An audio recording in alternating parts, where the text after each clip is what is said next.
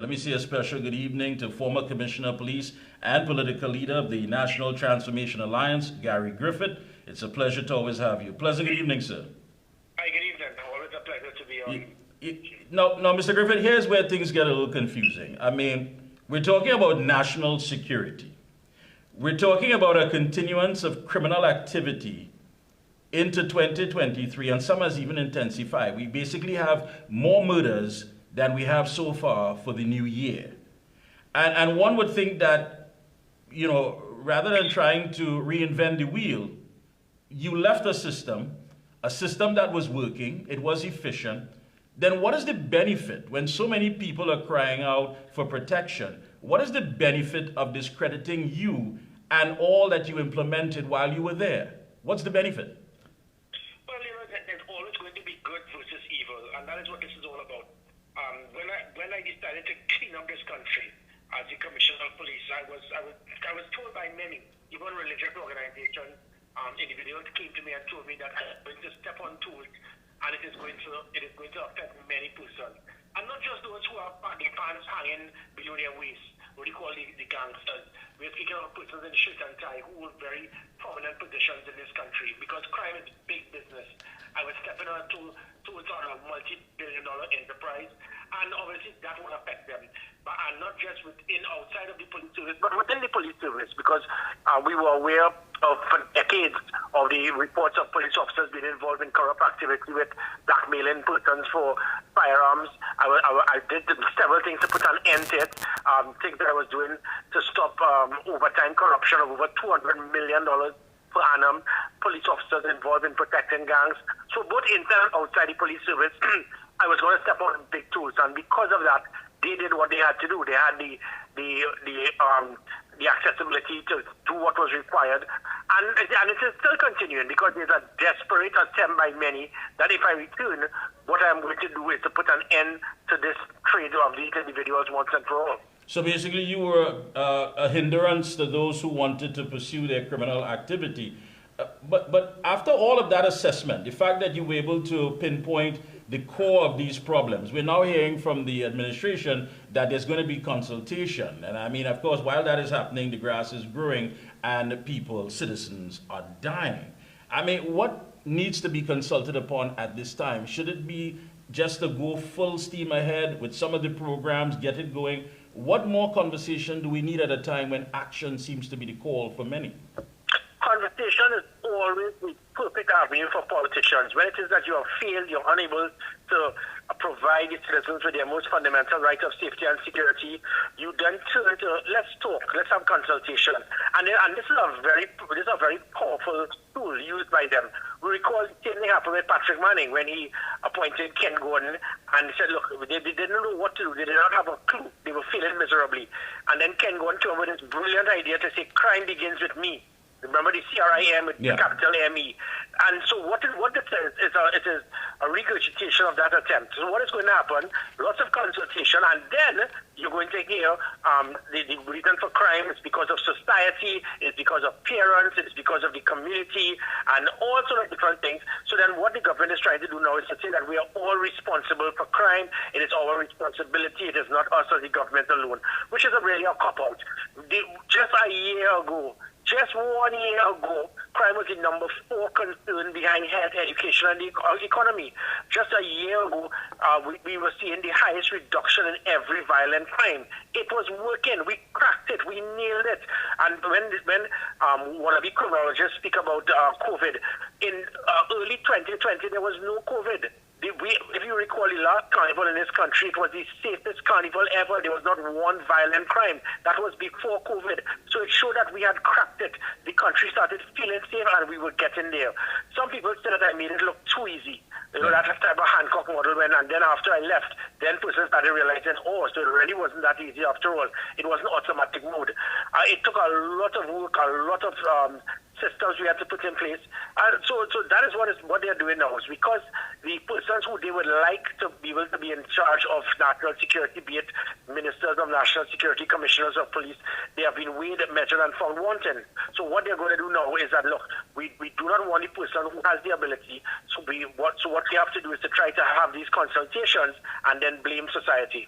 Yeah, but at the end of it all, we're talking about national security. I mean, the government must understand that their role is critical at this point in time. I mean, even Jacob himself said it. He's been experiencing interacting with criminals that he's never psychologically been enacting before. These are people who will take your valuables, snuff out your life, sexually violate your family. I mean, where do we go from here? If this is all about get Gary and not get the criminals, if this is all about discrediting programs that was working because a man seems to be, he's popular, polls are being conducted, people are saying, listen, whether the guy spoke too much, whether he expressed himself, at the end of the day, when I went to bed at night, I felt safe. At this point in time, politics is not going to help when people are crying out for protection. Where do we go from here? Well, it lies in the hands of the same citizens. It is up to them. The silence was deafening. When we saw a situation of a president not adhering to the law, in many other places in the world, that she would have been removed from office. Few persons in society said anything. We saw a deafening silence. Likewise, you saw situations where everything that was being done to ensure that citizens could be safe, we were on track. And then you saw certain things taking place, and people remain silent. So because of that, we have ourselves to blame. So if it is now that the opportunity presents itself yet again, and the silence is going to remain, and people are going to be so blinded by politics to state, well, look, I don't care. If it is that people feel that by trying to victimize Gary Griffith, or by trying to target me, or trying to witch hunt me, it's going to make you feel safe. It's going to protect your wife from being raped, your son from being kidnapped, your daughter from being killed.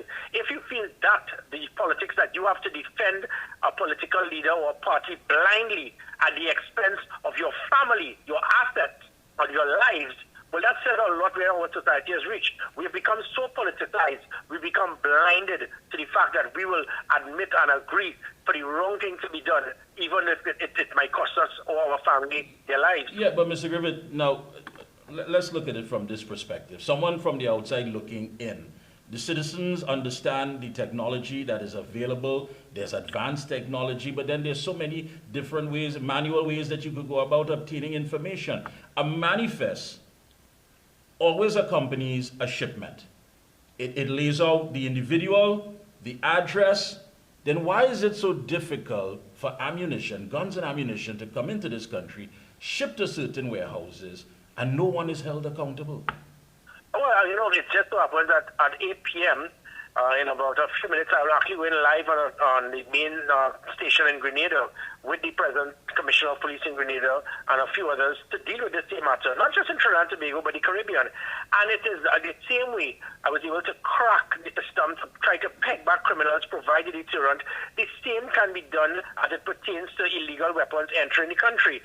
The only reason when I decided to go political, form a political party, is because I realized even as Commissioner of Police, we were cracking it. When we moved from 500 plus murders to 340 murders in my last full year, which was the lowest number of murders in 17 years in this country, we would have been going back down to the 200s and even continuing to decrease, because Trinidad and Tobago is an island similar to the United Kingdom, and that is why in the United Kingdom there are no or virtually no illegal weapons. That's why police officers do not even carry weapons, and civilians do not have to apply for firearms because it is an island. They were able to make sure that they did what is required. I showed this government the same system that can work to stop this from happening. The police service boasted about securing 800 illegal firearms annually. So it means after 10 years, we can see probably 8,000 illegal firearms. But in one night, a container can go missing in this country with 10,000 firearms probably that gets in. So what we have seized in 10 years can get back into the country in one night. That is common sense. Any government worth its salt, any chair of the National Security Council, security minister or commissioner of police would know that this is where it is. This is where it matters. And I showed the government, I drafted the policy of a border protection unit to be able to put an end to this and lock down this country. Yeah.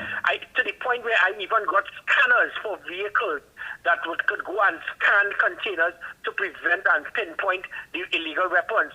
they put representatives of the police service to lie and mislead the country to state that these items I got could not be used to scan containers. I did the video footage to show that the police lied to the country, and not the police service, but representatives who had an agenda.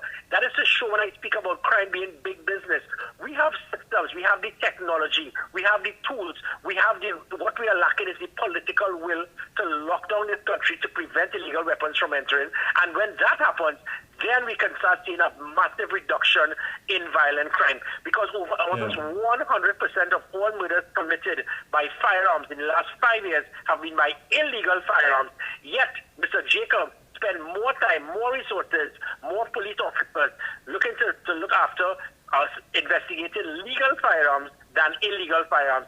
That shows my point when I state that there's a war between good and evil. Well, let me ask you, give us an idea. I mean, as far as the culture, many of these young recruits, the process, are they properly vetted? Or is it that when they get in there, they have to adopt by this corruptive sort of culture as far as, listen, your main purpose here is to get home at the end of the day, get home safely to your family. You see nothing, you say nothing, you ride with your squad, and whatever activity we're involved in, you either be a part of it or you pay the price. How difficult is it if you had to say something about young recruits in that culture?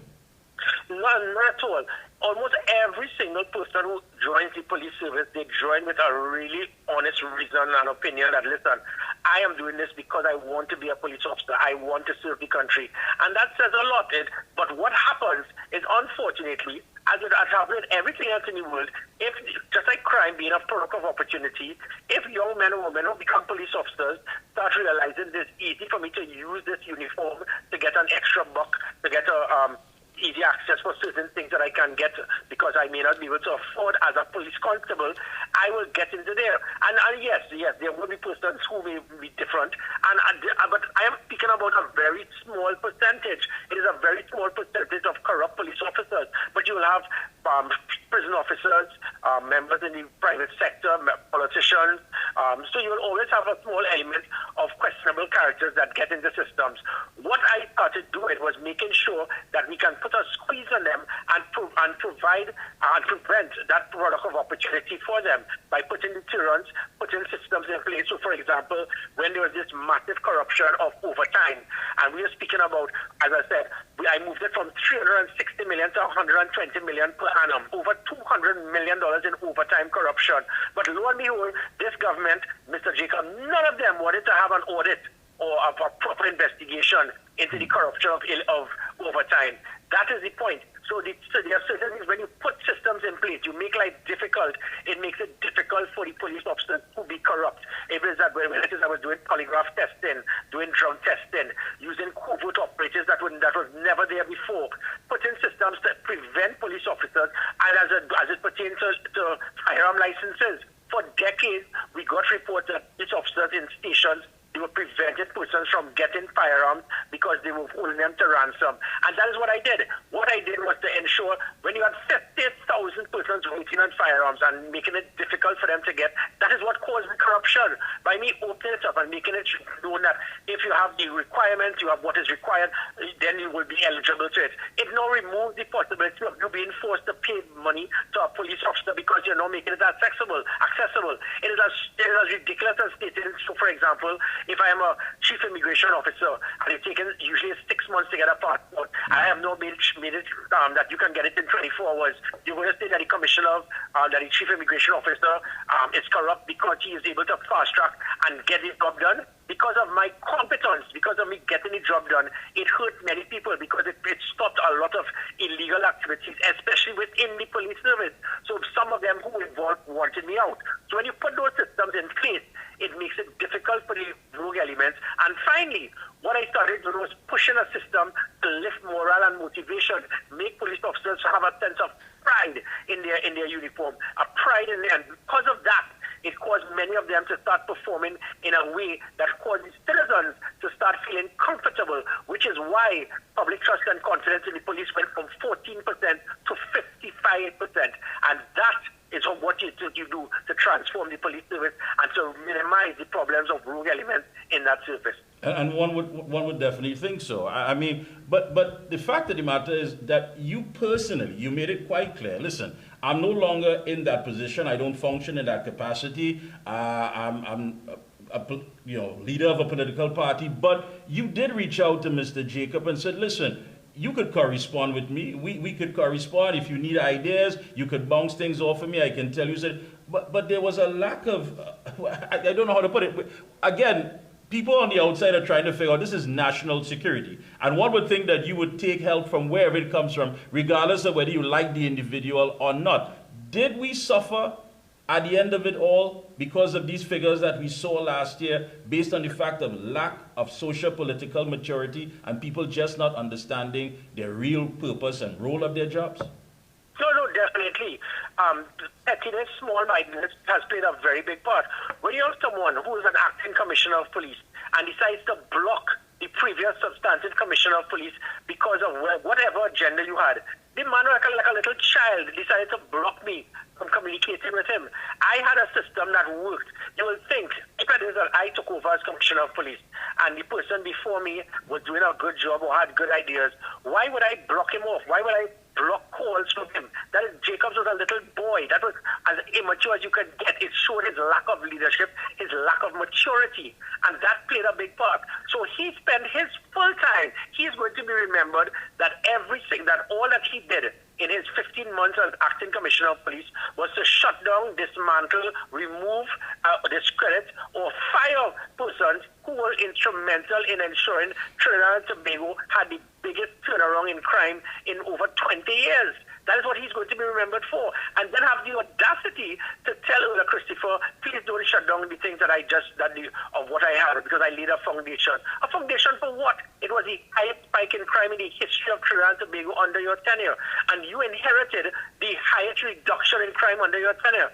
What I inherited was a gradual increase in crime after the UNC left government. 2015, 2016, 2017, 2018, it kept rising annually. So I got the battle of a system that was failing. It took me a year to get it right.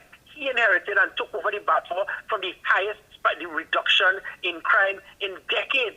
And you took that to turn it around into the highest increase in crime in our history. So that is what he's going to be remembered for. And the reason for it, petty politics.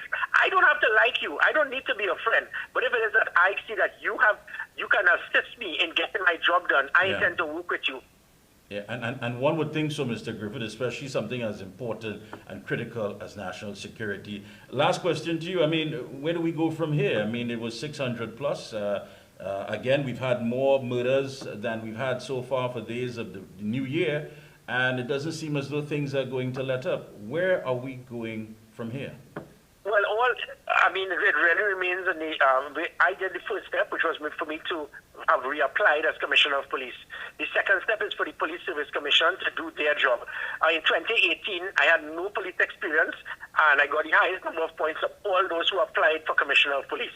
In 2021, I got 17% more than any other serving police officer who applied for Commissioner of Police. That was just a year ago. If the Police Service Commission decide to do their job, and that will be step 2. Step 3, it will then go to Parliament, and we will see what would these 41 members of Parliament do. Would they put an oath would they remember their oath in office to serve their country, or would they blindly look to follow someone who may have an agenda that is not to the benefit of the country? Time will tell. And fine. Well, I know I said fine, but fine. When you look at what's taking place and you see the behavior of these criminals, I mean, what's the first thing comes to your mind? Well, the fact of the matter is that there's no fear, there's no deterrent. The one thing that they had when just over 15 months ago, criminals there was a concern. They were fearful because we had technology, we had the Special Operation Response Team, we had tactical units. We were using overt operatives. They did not know. We were able to solve 11 kidnappings and retrieve the victims whilst arresting the kidnappers. That was never done before. They did not know or understand where we were coming from, the type of technology, the type of operations that were taking place. It caused criminals to back off. Now it reached a point where a criminal could just go at Residence nightclub, shoot someone in his head, which is just a few meters away from the commissioner's residence, and calmly walk away, knowing that there would not be an immediate response. When we settled these things like the National Operations Center, Commissioner's Command Center, Operational Command Center, GPS tracking on vehicles, we were able to put a blanket and lock down the country. Within a few minutes, you were getting a response. That is what the criminals feared. Now, they believe that they can be involved in home invasions, things that were totally non-existent just 15 months ago. And all I'm saying is that we can reignite this. It is not difficult. And even if I am not the commissioner of police, I certainly do not need a job.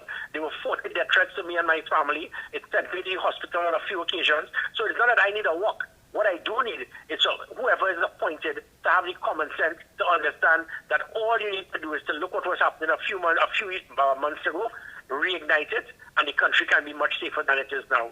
Thank you so much, Mr. Griffith. Always a pleasure. Thanks a lot. We'll be checking in with you periodically. Thank you so much for taking time out with us this evening. Thank you. My pleasure. Yeah, thank you.